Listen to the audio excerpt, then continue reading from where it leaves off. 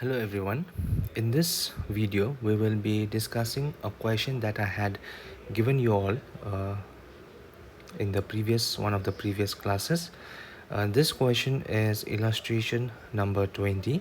Okay, and it is a question based on issue of shares for consideration other than cash. That means in situations where instead of paying money for the services that the company has used, or for purchase of assets, instead of paying cash consideration, what the company normally sometimes does is it issues shares for the same reason. All right, so let's see this illustration 20 which I had given you all. So in this question, it was stated that we had a company, MK Limited, which was a company formed with an authorized capital of 10 lakh rupees, divided into 10,000 equity shares of rupees 100 each. Okay, so the face value of each of the shares is 100 rupees. Now, further, we have been given three situations, situation A, B, and C. All right.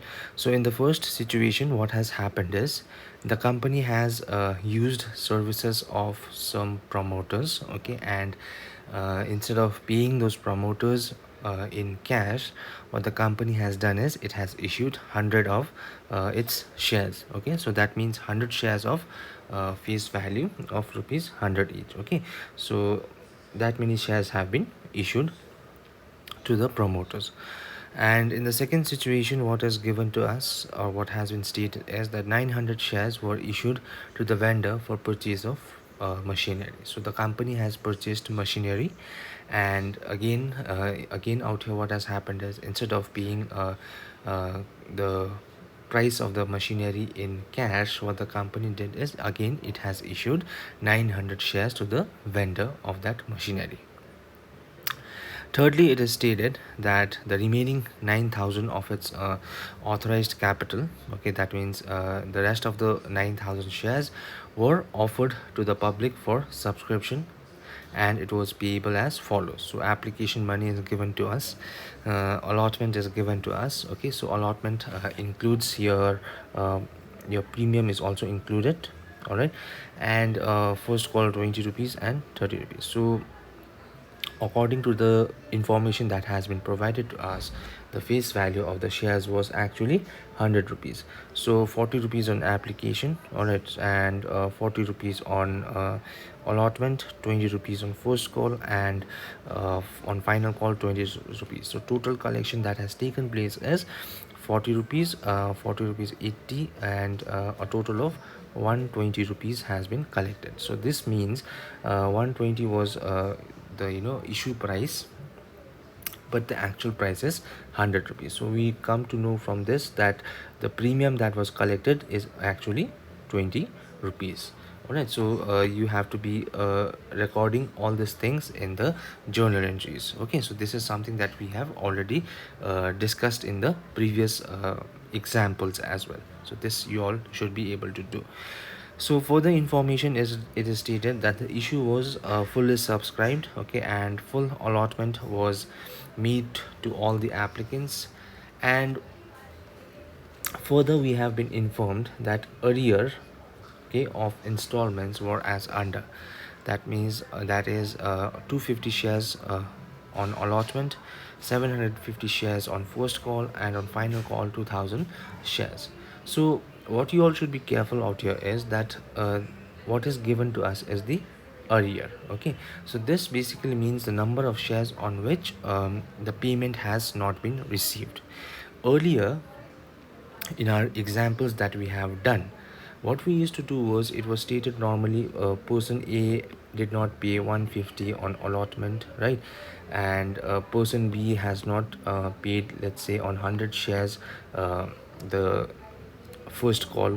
Okay, and person C, again person C has not paid, let's say, on 50 shares your final call. Okay, so this is allotment, first call, and final call. So in this cases, what we used to do was we used to add up all these shares. Like during allotment, calls in arrears was only on 150 shares, right? And on, in the case of first call, what we used to do was we used to add up, include this 150 shares, and also include this 100 shares. So a total of 250 shares would have been in calls in arrear. And similarly, in the final, what would have happened is we would have included this 250 shares and also included this 50 shares. Okay, that is because why, I'll tell you. Like out here, what has happened is, in this example, this person A has failed to pay the allotment money. So that would mean that he would also fail to pay the first call money, and he would also fail to pay the final call money. So this 150 shares on which allotment has been in arrears, that will have to be carried forward, isn't it? So similarly, we used to carry forward the 100 shares on which the first call was not received. We knew that since first call money has not been received, he would also not be able to pay the final call money. So hence we used to carry that 100 shares also towards the final call. So eventually what would have happened is, in the final call, total number of shares on arrear would be 300. Okay, so this 300 would include the 100 shares of Mr. B, and also the 150 shares of Mr. A. Okay, so similarly, what we used to do was we used to carry forward all those numbers. Now, what is different in this question is that we have already been stated the earlier. Okay, that means the number of shares on which the company has not received payment on different situations. So during the allotment, okay, there was earlier on 250 shares, and on first call, we are told that the area was of 750 shares. So it does not mean, now in this situation, we will not add the previous shares, that is 250 shares. It will not be added on to this 750, because this 750 is inclusive of this 250. Okay, that it is stated that the arrear of installments. Okay, that means in different situations, on how many shares has the company not been able to receive the money, that is directly given to us. Okay, so similarly, on final call, this 2000 shares is inclusive of this 750 shares and also this 250 shares. Okay, so this is something that you'll have to be careful. Okay, like if it was stated like person A had failed to pay allotment on 250 shares, then person B had failed to pay 750 on 750 shares, the first call, and person C again final call on 2000 shares, then what you would have had to added all this previous number of shares as well. Okay, so that is something you'll have to keep in mind, and that is something a little bit different in this question. Then further, it is stated to us that this company has decided to forfeit shares on which less than 80 rupees had been paid up on account of share capital. Okay, so that means earlier what used to happen was we were given the number of shares directly, like how many shares you had to forfeit, that was stated to us directly, right? In this question, what is different is we will have to calculate, okay, find out how many shares uh, falls under the category, or on how many shares the company has been able to collect less than 80 rupees on account of share capital. Okay, so that we will have to calculate as well. So we are required to show the journal entries in the books of the company. Okay, so let's see what are the journal entries. So the first transaction, okay, that is happened in this company is that 100 shares were issued to the promoters for the services rendered by them. So promoters basically bring in good reputation, right? So what happens is, like I had given you all the entries before as well, right? So basically the first entry will be the issuing of shares to the promoters. So for that you will have to simply record uh, it as goodwill account debited, okay, and equity share capital account credited. So since 100 shares are being issued and the face value of each of these shares is 100 rupees, the total would be 10,000 rupees. Then next, what has happened is plant and machinery has been purchased by the company. Okay, situation B. Okay, so in situation B, what has happened, the company has purchased machinery, right? And for that machinery, again the purchase of that machinery, what has happened is the company has issued shares to the vendor. So first of all, whenever you make a purchase of an asset, what happens is that asset is transferred to our account from the vendor, right? So to do that, what we need to do is we will have to uh, debit the plant and machinery account. Okay, and we'll have to credit the vendor's account. Okay, so since 900 shares were issued, okay, and face value of each of these shares is 100 rupees, so the total amount would be 9,000 rupees. Now we have the company has received the asset, right? Now what the company needs to do is it needs to make its payment. And now since in this situation the payment is being made through equity shares, what will happen is the vendor's account, okay, would be debited with uh, equity shares. Okay, and so what the entry, journal entry would be vendor's account debited to equity share capital. Okay, so since amount is already found out that total of 9,000 is there, so value will again out here also be 9,000 rupees. So with these two transactions we have basically recorded the issue of shares for considerations other than cash. Okay, so instead of paying cash, the company has paid given shares to the promoters and also given shares to the vendors. Now if you go back to the question, now what has happened is from the third situation onwards, again we will have to record the issue of shares to the public. Okay, and since out here the situation is that the issue has taken place at a premium, so accordingly we will have to pass the journal entries like we had done earlier. So from the fourth journal onwards, okay, firstly what happens is you receive the application, so bank account debited to application. Okay, so 40 rupees on application, so a total of 3,60,000 has been received by the company. Now after that, once you receive the application, what we need to do is we'll have to transfer the application. So to do that, we again what needs to be done is application account will need to be debited and the share capital would have to be credited. Okay, again the value remains the same, that is 3,60,000. Then after that, what we need to do is the company asks for the allotment money, right? So basically allotment money becomes due. So for that, the journal entry would be allotment account debited, okay, to equity share capital. And since the premium is also included with allotment, so the the securities premium account will also need to be credited.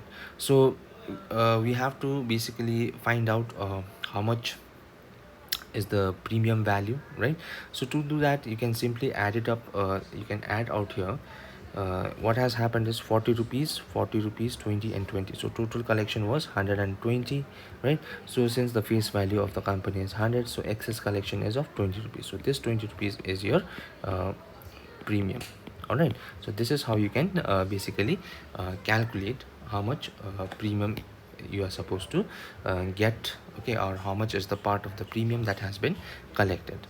So when your allotment becomes due, okay, since you're supposed to get allotment money on 9,000 shares, so the value will be 9,000, okay, and the actual allotment money that you're supposed to receive is 20 and 20 rupees for premium. So similarly you'll have to credit equity share capital with 20 rupees per share and your securities premium also with 20 rupees per share. So your total becomes 3,60,000 and 1,80,000 will go to your share capital and 1,80,000 to your securities premium. Then what will happen is you will be receiving the allotment money. So out here what has happened is, in the question, if you go and see, okay, let's have a look in the question. What is stated to us is that on 250 shares, what has happened is there is arrears. Okay, so simply what we need to do is, okay, so actually on out of the 9,000 shares that were issued, only on 8,750 shares you will be receiving the allotment money. All right, so for that purpose what we need to do is, the bank account, when you receive the money, you will be receiving it only on 8,750 shares. Okay, so how much we are receiving actually is 40 rupees, so that makes a total of 3 lakh 50,000. Then there has been arrears, right, on how many shares? 250 shares. So on 250 shares we have not received 40 rupees. So simply in total, debit side again calls in arrear account, we can debit 10,000 rupees, and to share allotment account you will have to the total amount on the credit side will be 3 lakh 60,000. Now if you see out here, we have made a combined entry of for both receiving the allotment money as well as for transferring the money that has not been received to calls in arrear. Earlier what we were doing was, we were basically making two different transactions. Okay, so if these two situations are occurring on the same date also, then also we can, simply combine those two journal entries and make a compound entry. Okay, so that is up to you. If you want to do it separately, then that's also okay. Then after that, what happens is the first call money becomes due. So when first call money becomes due, the journal entry you will have to pass as first call account debited to equity share capital. So since on 9,000 shares you were supposed to receive how many shares for first call, sorry, the amount for first call in the question, if you see, it was 20 rupees. So 9,000 into 20, you will be getting 1 lakh 80,000. So in this situation again, there has been a now after this company asks and makes the first call money due, the shareholders will pay up the first call money. So when this first call money will be paid up, again there has been calls in arrears, right? So in the question it is directly stated to us that there was arrear in first call on 750 shares. Okay, so that has been informed to us. So you can directly in the question again, out of the 9,000 shares you will only be receiving the first call money on 8,250 shares. Okay, 20 rupees per share. So total will be 1 lakh 65,000.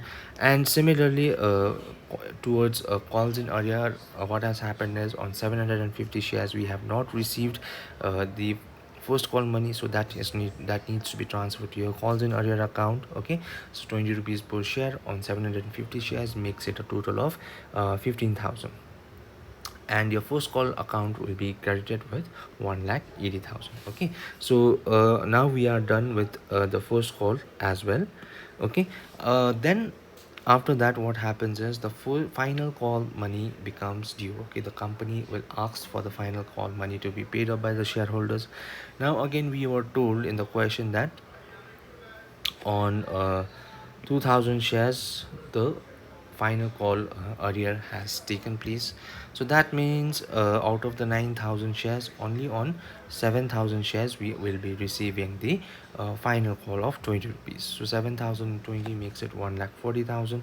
And again, instead of you can transfer to calls in arrear directly. Again, that is arrears have been made on 2,000 shares of 20 rupees each, so 40,000 rupees, and the final call account will be uh, credited with 1 lakh 80,000 rupees. Okay, so now we are done with the issue of these 9,000 shares.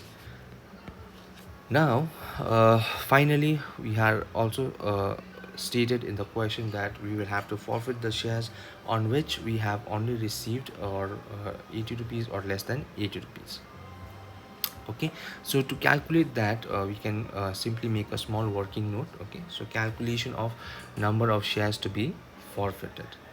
So firstly, what has been stated is the first arrear that has taken place is on allotment. So on 250 shares, allotment money was not paid. So on those 250 shares, only application money was collected. So that is 40 rupees, okay, which is less than 80 rupees, right?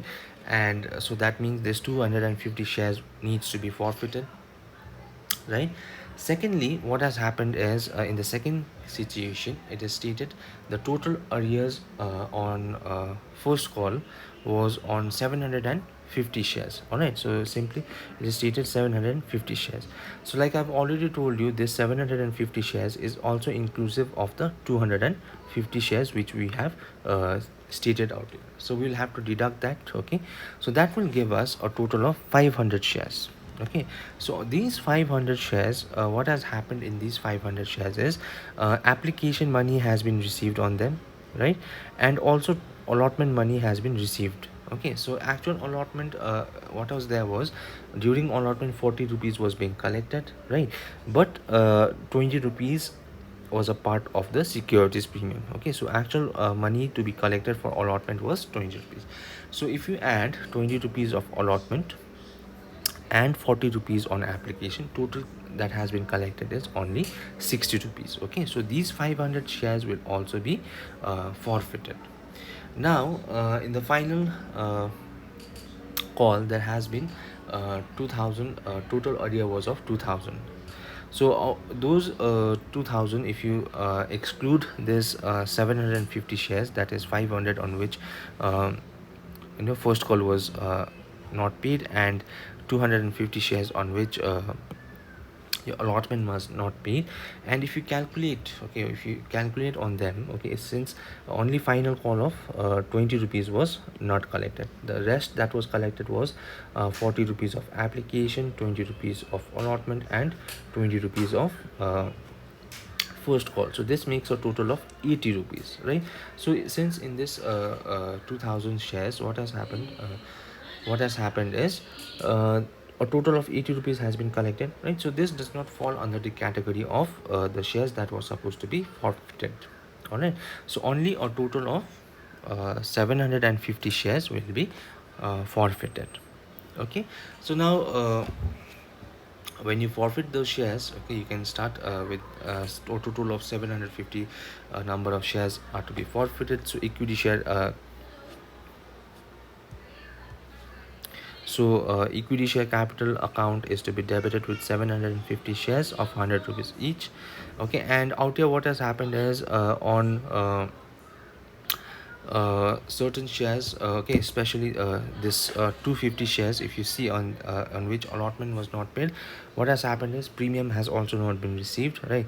So earlier we have credited the premium, right? So we need to deduct that. So for that, again, your premium would also needs to be debited by 250 shares, and since premium value was 20 rupees, okay, so this basically means on 250 shares your premium was not received, and a total of 5000 will be there.